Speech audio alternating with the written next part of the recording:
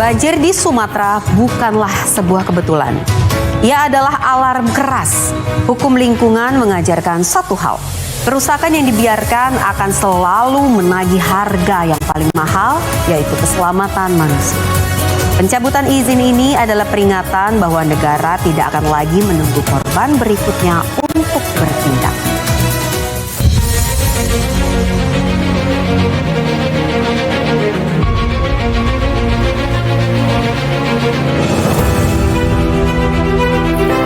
Di negeri yang dianugerahi hutan terluas dan kekayaan alam yang melimpah, sejarah mencatat satu pertanyaan besar. Siapa yang selama ini paling diuntungkan oleh alam Indonesia? Di balik angka pertumbuhan dan investasi, tersimpan luka panjang. Hutan yang menyempit, hukum yang longgar, dan rakyat yang seringkali hanya menjadi penonton. Namun di bawah kepemimpinan Presiden Prabowo Subianto, negara mulai mengirimkan pesan yang tegas bahwa sumber daya alam bukan warisan segelintir elit, melainkan titipan untuk seluruh rakyat Indonesia. Presiden Prabowo Subianto memimpin rapat terbatas secara virtual bersama kementerian, lembaga, dan Satuan Tugas Penertiban Kawasan Hutan atau Satgas PKH. Rapat ini bukan sekedar evaluasi administratif. Ini adalah ruang pengambilan keputusan politik yang beresiko, namun menentukan arah masa depan lingkungan dan keadilan ekonomi Indonesia. Dari London, Inggris, melalui Zoom meeting, Bapak Presiden memimpin rapat terbatas bersama kementerian-kementerian dan lembaga, serta Satgas PKH. Di dalam ratas tersebut, Satgas melaporkan kepada Bapak Presiden hasil investigasi terhadap perusahaan-perusahaan yang terindikasi melakukan pelanggaran.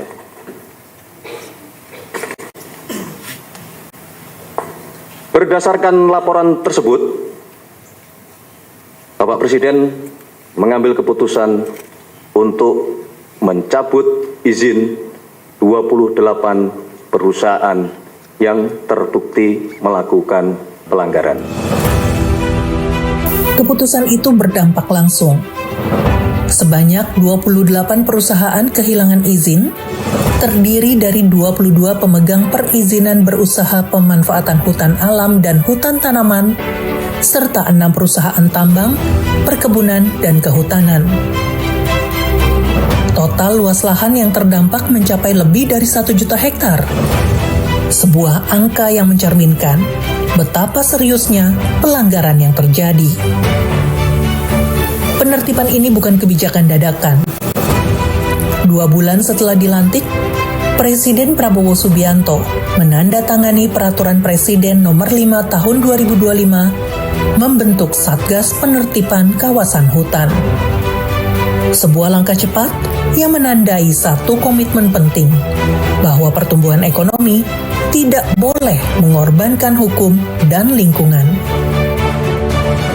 Sebagaimana yang kita ketahui, 2 bulan setelah dilantik, Presiden Prabowo Subianto telah menerbitkan Peraturan Presiden Nomor 5 Tahun 2025 untuk membentuk Satuan Tugas Penertiban Kawasan Hutan atau yang selama ini dikenal dengan Satgas PKH.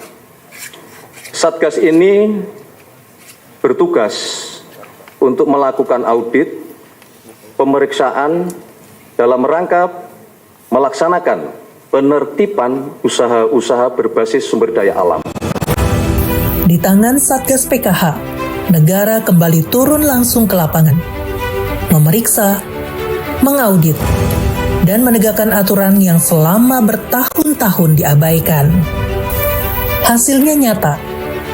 Dalam 1 tahun kerja, Satgas PKH berhasil menertibkan dan menguasai kembali 4,09 juta hektar perkebunan sawit yang berada di kawasan hutan.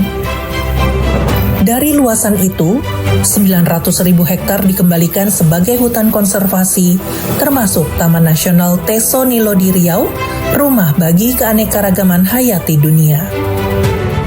Dalam kurun waktu 1 tahun melaksanakan tugasnya, Satgas PKH telah berhasil menertibkan dan menguasai kembali sebesar 4,09 juta hektar perkebunan kelapa sawit dalam kawasan hutan.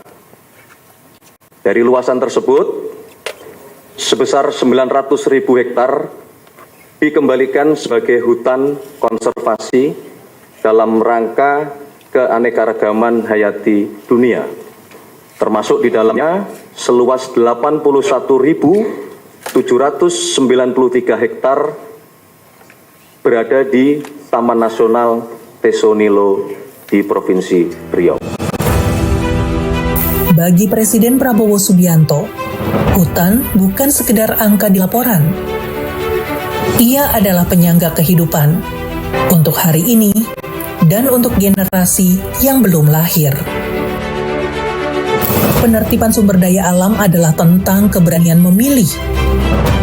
Memilih berpihak pada hukum, meski berhadapan dengan kepentingan besar.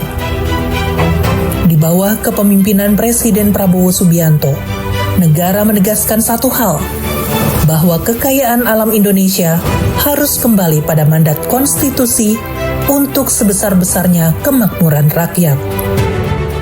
Sekali lagi, kami ingin menegaskan bahwa pemerintah akan terus berkomitmen untuk melakukan penertiban usaha-usaha berbasis sumber daya alam agar tunduk dan patuh kepada peraturan perundang-undangan yang berlaku. Semua ini kita laksanakan untuk sebesar-besarnya kepentingan dan kemakmuran seluruh rakyat Indonesia. Ketika negara hadir dengan ketegasan, alam kembali bernapas, dan rakyat kembali memiliki harapan.